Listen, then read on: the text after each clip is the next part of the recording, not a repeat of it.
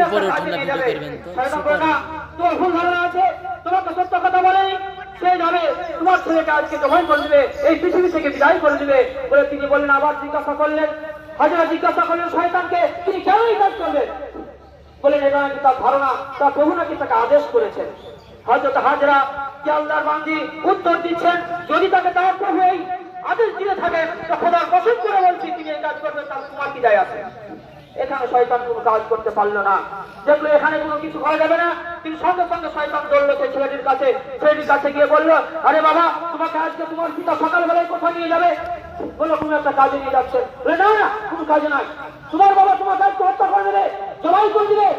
সে আবার একই প্রশ্ন করলো, বলে কেন পৃথিবী আমাকে জবাই করবেন? বলে এটা নাকি আল্লাহর আদেশ। বলে আল্লাহর আদেশ দিতে আছে তোমার কি যায় আছে? সে তো আমাকে করবেই যাবো, যাবো করুক। এই বলে তিনি ওখানে শয়তান কিছু কাজ করতে পারলো না।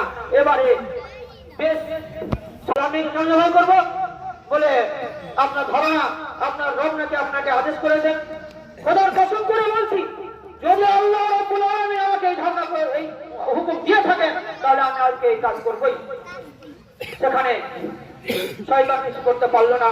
পরস্পর তিনবার ইব্রাহিম আলাইহিস সালামকে বিভ্রান্ত করার চেষ্টা করেছিল, পথভ্রষ্ট করার চেষ্টা করেছিল শয়তান, যার কারণে ইব্রাহিম আলাইহিস সালাম সেই শয়তানকে সাক্ষী করে কাপড় মেরে তাড়িয়ে দিয়েছিলেন। আজও হজের সময় এই কাপড় মারার কথা চালু আছে। যখন শয়তানকে তাড়িয়ে দেওয়া হলো, বাপ বেটার মধ্যে কথোপকথন চালু হয়ে গেল। ইব্রাহিম আলাইহিস সালাম ছেলেকে ডেকে বলছেন, ইয়া বুনাইয়া ইন্নী আরা ফিল মানামি আন্নী আযবাহুকা ফানজুর মাযা তারা ইয়া আবাতি ফাল তুমার সাতাজিদুনি ইনশাআল্লাহু মিনাস সাবিরিন। ছেলেকে বলছেন, হে আমার, আপনি যখন আমার মায়ের কাছে যাবেন তখন আপনি আমার মাকে সালাম বলে দেবেন, এবং আমার কাছে আর কাফনের কোনো কাপড় নেই সাদা জামাটি ছাড়া, এই জামাটিতে আপনি আমাকে কাফন দিয়ে দেবেন।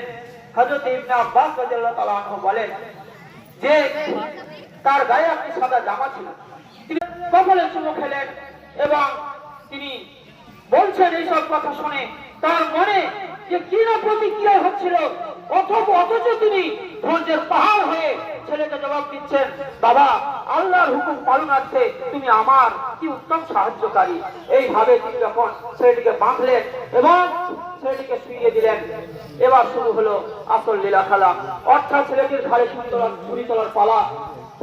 ইলাহি হুকুমের কাছে আত্মসমর্পণের মূর্ত প্রতীক হযরত ইব্রাহিম আলাইহিস সালাম যখন ছেলেটির ঘাড়ে ছুরি চালিয়ে দিলেন,